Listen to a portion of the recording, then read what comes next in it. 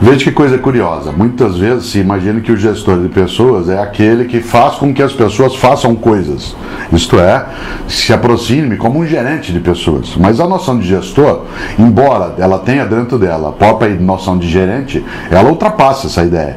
Não é alguém que dirige, que leva adiante. O gestor é aquele que é capaz de consertar, com C, como um concerto, consertar a pluralidade, a diversidade de competências, habilidades, capacidades e fazer com que isso eleve o objetivo, a missão e a visão que uma organização de qualquer natureza tenha, seja no campo público, seja no campo privado. Por isso, um gestor de pessoas é alguém que exerce uma liderança, sem que ele seja exclusivamente um único líder, mas é alguém, um homem ou uma mulher, que lidera um processo de elevação, como eu dizia, das condições de ação de um grupo de pessoas. Esse gestor tem sim atividades gerenciais, mas não é só isso. Ele tem atividades pedagógicas, mas não é só isso. Ele tem atividades de coaching, mas não é só isso. É um conjunto de situações de interfaces que fazem com que a gestão de pessoas ela seja decisiva como um diferencial sério hoje nas boas organizações.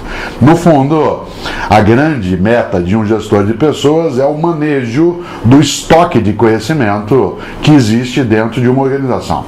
Cada um e cada uma de nós tem um determinado tipo de conhecimento que é tácito ou explícito, aquilo que a gente tem da nossa formação escolarizada, formal, intencional, deliberada, que é o explícito, e tem um conhecimento vivencial, que é o nosso conhecimento tácito. A junção desses dois elementos, o tácito e o explícito na capacidade, no conhecimento, ela compõe o estoque de conhecimento, que é o maior ativo que uma organização pode ter, inclusive, porque é esse o grande diferencial que não se torna commodity. Afinal de contas, processos, equipamentos, aplicativos, insumos, tudo isso ainda é commodity. O que não é, e esse é o diferencial, é o conhecimento que está em cada uma e cada um. E o gestor de pessoas é aquele que é capaz de manejar com o conjunto esse estoque de maneira a oferecer mais vigor, mais robustez, mais perenidade a uma organização. É também RH, isto é, usando o sentido anterior, não negativo, de recursos humanos,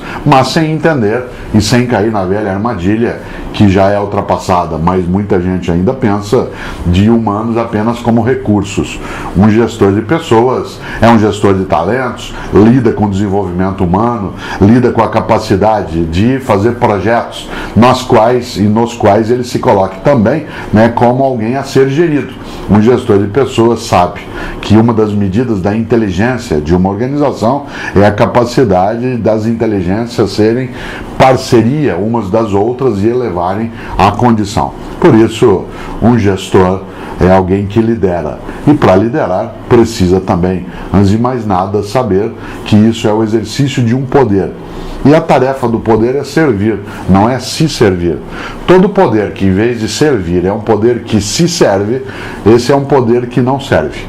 Por isso, para que o gestor de pessoas tenha a atividade, a sua autoridade como um serviço, é necessário que haja uma compreensão do coletivo. Por fim, o gestor de pessoas é alguém que sabe que a regra mais séria na vida não é cada um por si, Deus por todos, mas é isso sim, um por todos e todos por um. Aí somos pessoas que nos gerimos conjuntamente.